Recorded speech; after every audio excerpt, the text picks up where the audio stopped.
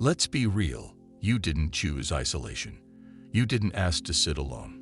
You didn't pray for silence. But somewhere along the way, everything started to shift. People began to leave. Conversations grew cold. Friendships that once felt eternal vanished like smoke. And now you're wondering, why am I walking this journey alone? Let me tell you the truth, the painful, divine, unspoken truth. Chosen ones often have no friends, because you were never created to blend in. You were created to stand out. And the moment you accepted who you are, the moment you began stepping into your light, your power, your truth, it triggered something in people. Your energy became confrontational, not because you're mean, but because you're real. You stopped laughing at what wasn't funny. You stopped playing small to make others feel big.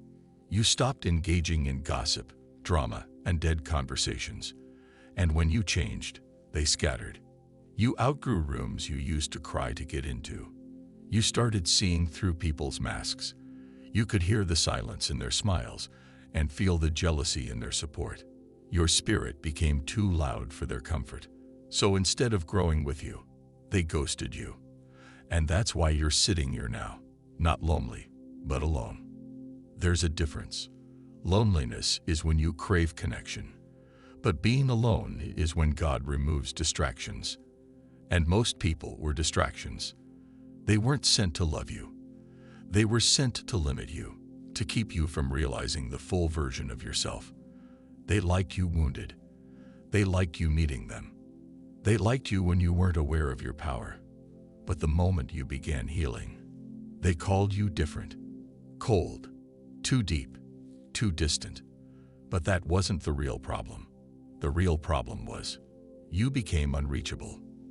They could no longer control you. They could no longer predict your next move. You started making choices based on purpose, not popularity. You started choosing peace over people, silence over chaos, truth over comfort. And that kind of clarity costs relationships. But here's what you need to know. It's supposed to. Chosen ones are set apart, and being set apart means being separated from what's fake, from what's weak, from what can't go where you're going. God isn't punishing you by removing people. He's protecting what's sacred inside you, because not everyone deserves front row access to your transformation.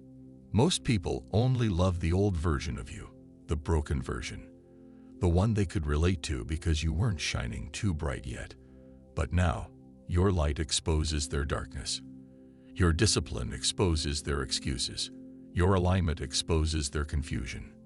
And instead of rising with you, they withdraw. You've been mourning people who were never meant to stay, holding space for ghosts, replaying old memories, hoping to revive something God already buried. But that silence in your life, it's sacred. It's not rejection, it's redirection. You're not friendless. You're fortified. Because the truth is, most people weren't friends. They were familiar spirits, sent to keep you trapped in cycles, sent to keep you accessible. And now that you've elevated, they can't reach you. So instead of clapping, they criticize. Instead of asking how you're doing, they talk behind your back. Instead of growing, they gossip. But chosen ones don't chase. They don't explain. They don't beg. They evolve. You've been called to walk a narrow path. And narrow paths don't come with crowds. Your energy is sacred. Your presence is heavy. And not everyone has the spiritual endurance to walk beside you. They say they want real, until real shows up.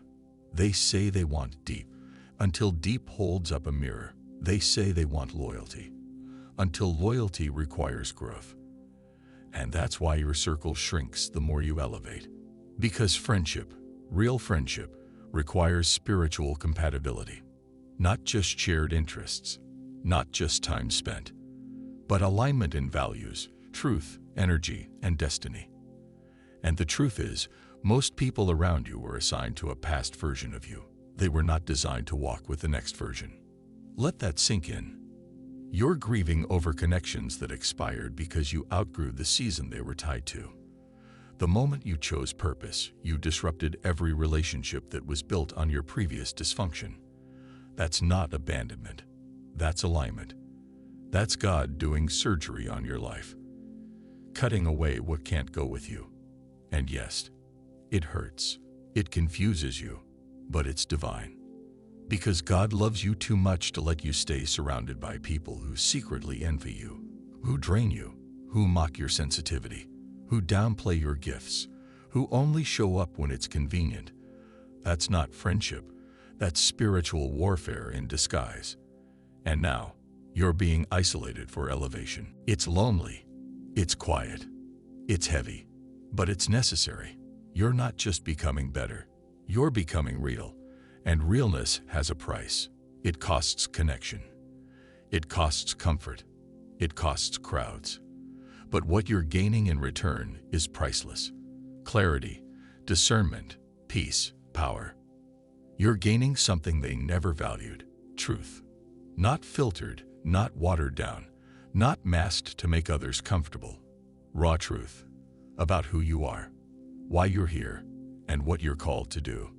That truth doesn't fit in friend groups built on surface conversations and spiritual sleepwalking. You can't bond over gossip anymore. You've outgrown it. You can't tolerate lies anymore. Your spirit rejects it. You can't sit at tables where your soul isn't safe. Not anymore. That's the real reason why you don't have friends. Not because you're antisocial, not because you're cold, but because you've been awakened. And people who are still asleep get uncomfortable around people who carry truth. And deep down, they feel it. They feel your energy shift when they lie. They feel the silence in you that used to be full of laughter. You're not angry. You're just aware. You're not bitter. You're just elevated. And that kind of growth, that quiet, non-explosive, spirit-led growth, it causes natural separation. You didn't have to cut anyone off. The energy did it for you. Because when your spirit upgrades, your environment auto-corrects. You no longer chase connection. You attract alignment. You no longer explain yourself. Your presence speaks loud enough. You no longer try to fit in, because you were never meant to. You were born to stand out, not for attention, but for assignment. And assignments are heavy. They require solitude. They demand focus. They don't allow clutter, spiritual, emotional, or social. That's why God emptied your life before He filled it. He removed people who didn't really care. He exposed friends who were secretly competitive. He revealed who clapped when you lost, not to hurt you, but to protect you. Because where you're going, fake love will kill you. Where you're walking, hidden envy will derail you. And what you're carrying, it's too holy to let hands touch it carelessly. So yes, you feel alone. Yes, it hurts when birthdays pass without messages. Yes, it stings when your phone is dry. And the people you poured into are silent when you need a hand. But let me be clear, you are not empty. You are not unloved. You are not forgotten. You're set apart. You're walking a path most can't understand. Your silence is loud in heaven. Your obedience is shifting timelines. Your healing is breaking bloodlines. And the reason you feel like nobody's walking beside you is because you're being called to lead. You are the first in your family to break the curse, the first to say no to dysfunction, the first to step into divine purpose. Of course, it's lonely. Of course you feel misunderstood. Chosen paths are narrow, sacred, and unpopular, but they're also powerful. And when the season is right, God will send people who match your spirit, who speak your language, who pour into you without competition, who celebrate you without fear, who pray for you without you asking. But not yet. Right now, He's still pruning, still molding, still removing everything inside you that would settle for less than you deserve. He's teaching you to sit with yourself, to depend on Him, to become your own best friend before He sends anyone else, because He never wanted you to idolize people. He wanted you to remember Him first. So this season of isolation, it's not punishment, it's preparation. It's the sacred moment between who you were and who you're becoming. The bridge between the old life and the next chapter. The wilderness before the promise. And only those with spiritual eyes can see the beauty in it. Because here's what's really happening. You're becoming whole. You're learning what real peace feels like. You're no longer tolerating energy that drains you. You're discovering your own voice, unfiltered, unapologetic, rooted in divine power. You're no longer accessible to everyone. And that's healthy. That's holy. You don't have friends right now because God is making room for covenant. Not companionship based on trauma bonds. Not shallow circles where you shrink yourself to fit in, but divine connections, rare souls who recognize you by spirit, not appearance, who love you in silence and cheer for you in private, who don't just know you, but honor you. And the best part, they're coming. When your purpose aligns, so will your people. When your spirit stabilizes, so will your tribe. But until then, stand strong. Protect your peace. Hold your energy sacred. Learn to love the quiet, to enjoy your own company, to walk into rooms alone and still command the space. Because the one who walks alone walks closest to God. So know, chosen one, you're not cursed, you're not broken, you're not unwanted, you're protected.